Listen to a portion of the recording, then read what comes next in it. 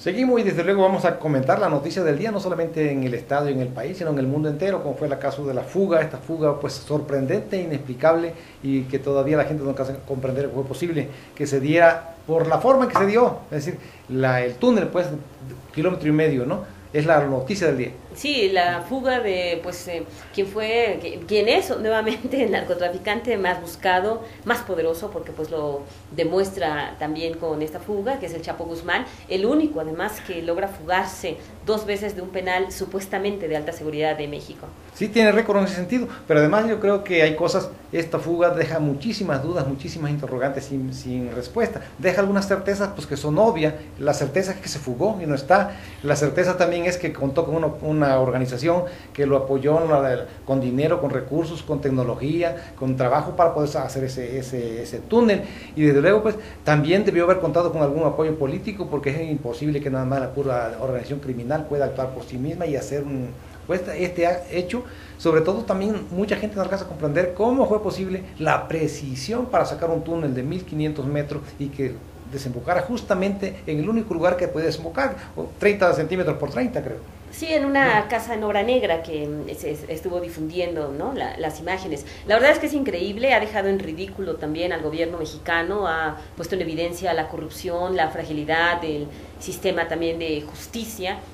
de nuestro país, y bueno, pues un escenario lamentable de que no se haya podido retener a este capo, un túnel que cuánto necesitaría haber de tiempo para haberse construido en el área de regaderas, como si pues el área de regaderas nadie la revisara. Evidentemente hay una gran corrupción en este tema, una gran complicidad, porque esto no lo hicieron solamente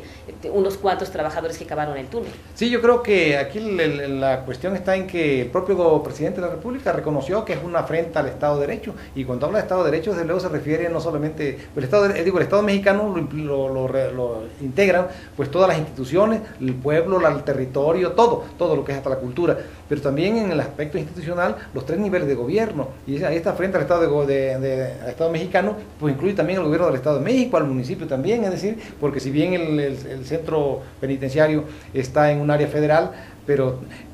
también el Chapo Guzmán enfrentaba juicios federales, la verdad es que por donde se escapó y por donde transitó, pues es tierra, es el fuero común, es del Estado de México. Sí, por supuesto, se escapó en el Estado de México, y bueno, el operativo que se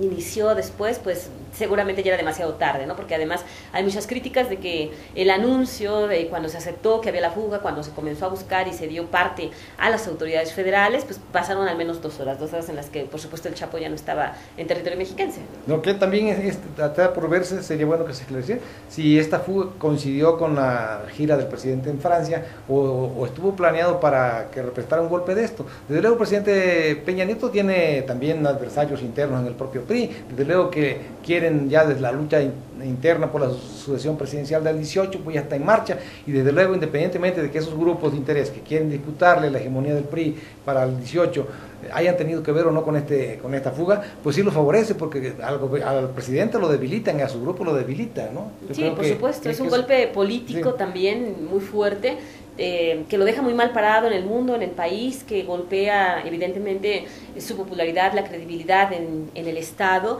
y bueno, pues mucha gente critica también el hecho de que el presidente se haya quedado en Francia. Él dice que es necesario mantenerse allá porque su visita a Francia es histórica, pero pues también parece ser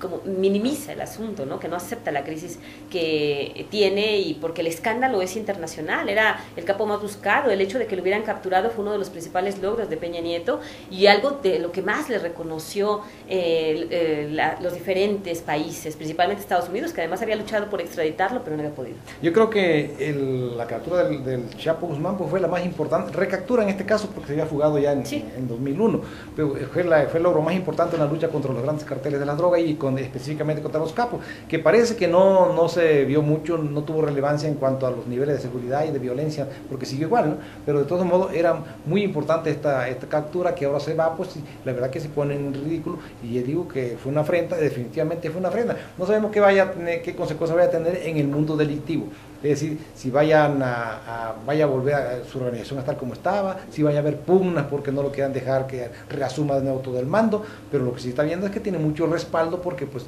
fue su organización la que hizo todo para que se fugara, ¿no? Por supuesto. Y yo creo que también al interior del propio PRI, del propio grupo gobernante del PRI,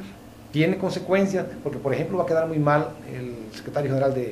secretario de Gobernación, Miguel Ángel Osorio Chong, porque él es el responsable del sistema. Le dieron tantas facultades cuando se creó Supersecretaría, que fusionaron la Secretaría de Seguridad Pública con la Secretaría de Gobernación, entonces le dieron muchísimo poder, pero también muchas responsabilidades, muchas obligaciones, y en este caso pues fue una deficiencia que se le va a cargar a él. Imagínense las pugnas que hay para la sucesión presidencial también, no solamente de grupos externos al grupo gobernante dentro del PRI, sino también entre el propio grupo gobernante, los que quieren la candidatura. Esto impacta muchísimo, ¿no? Sí, por supuesto. Yo no sabemos si vaya a seguir Osorio Chong. Sí, es el único que regresa de Francia, de hecho, y bueno, pues habrá que ver, es probable, se habla de que van a cortar cabezas, y bueno, entre ellas, por supuesto, tiene que haber gente de ese penal, pero habrá que ver quién más de alto nivel, porque pues no basta, no es solamente la gente que está a cargo del penal de máxima seguridad, ¿no? No digo, tiene que haber gente de fuera. Ahora pueden recapturar al Chapo, pueden, y ojalá ocurra, todo el mundo creo que estaría de acuerdo en que lo recapturen, es obligación del Estado, no puede dar impunidad, pero la cuestión está en que ya la vulnerabilidad del centro y la vulnerabilidad de las instituciones, esa ya no se restauran, ya quedó pues de hecho que son vulnerables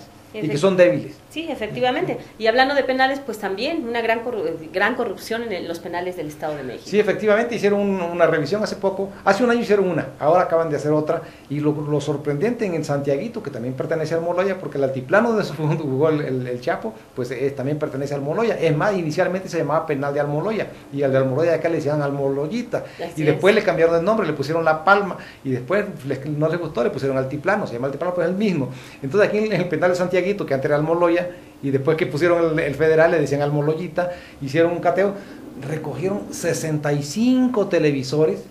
y 12 mini componentes, entre muchísimos objetos que encontraron adentro, teléfono celular y todo, pero lo que llama la atención es 65 televisores. Cuando va la gente de visita a ver a los presos, se quejan de que hay un rigor extremo, hasta los desvisten, bueno, revisan minuciosamente, y cómo es posible que entran 65 televisores, pero además que no haya acciones contra los que permitieron que entraran esas televisoras. Sí, porque hemos visto que constantemente salen las revisiones de los penales y que encuentran incluso armas, celulares, que además están prohibidos porque tendría que haber inhibidores de celulares, algo que se aprobó desde hace mucho y que evidentemente no está funcionando. Y resulta que pues tienen de todos los presos ahí en Almoloya, que parece que es una pachanga ese penal, y lo dan a conocer las autoridades, pero efectivamente no nos hablan de qué es lo que están haciendo para que no vuelva a ocurrir, si a quién se está sancionando por eso, porque hay responsabilidades que deben castigarse de acuerdo con la ley. Desde luego hay una corrupción muy grande, pero también hay responsabilidad hasta penal, porque están ingresando cuestiones prohibidas, y no se pueden decir que no la percibieron, porque una televisora no se puede pasar pues escondida en una bolsa o en la camisa, en una bolsa de pantalón o de nada, ¿no? Un televisor, un mini componente, y encontraron 65 de esas allí en el Moloya, y digo, no es una invención, fue información oficial de la propia autoridad. Sí, de las autoridades, que les faltó decir ahí pues qué están haciendo para que no vuelva a ocurrir, y qué hicieron con los que están a cargo, sanciones, ¿no? Y de luego vamos a tratar el tema también de la producción agrícola. El Sol de Toluca salió una nota donde dice que Berardo Lovera, que es líder de maiceros, de productores de maíz, informó de que se han perdido 80.000 hectáreas de este cultivo. Sí, de los cultivos que están en estos momentos, los campesinos esperando tener pues fruto y el producto que les permita obtener recursos, y que lamentablemente el hecho de que se pierdan, pues muchos no tienen seguro, no se les puede pagar nada, y entonces son pérdidas totales para ellos. A veces no es solamente que se pierda y no tenga ningún fruto, sino que su inversión, todo, aparte del dinero, el tiempo, la dedicación, su esperanza, pues se pierde. Muchas veces también por ese tipo de frustraciones los campesinos terminan vendiendo sus tierras. Sí, además, desde luego, también se traduce pues en niveles de bienestar. Si no tienen ingresos, tienen pérdidas, sus condiciones económicas, sus condiciones de nivel de vida, pues se deterioran, sufren, padecen una cuestión muy delicada que a nosotros lo vemos nada más como simple cifra. 80.000 hectáreas perdidas, pues sí, son muchas, y sí se va a traducir en una merma en la cosecha, pero al final de cuentas los que son directamente afectados, esa familia queda sin ingreso, queda endeudada, y a esperar otro año, porque es una agricultura temporalera, no son cultivos rápidos que dentro de 3-4 meses se reponen, sino que tienen que esperar otro año. Sí, la verdad es que el panorama es bastante complicado, porque pues faltan, como lo hemos mencionado, apoyos a los campesinos. Lamentablemente pues el cambio climático también les está pegando, y muchas veces